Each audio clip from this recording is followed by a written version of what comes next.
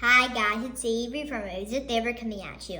And we stopped at Tide Bowl of Toys today near Delaware Bethany Beach, and we picked up one of these squishy donuts. And we got this cute teal one. So now we're gonna open it and review it.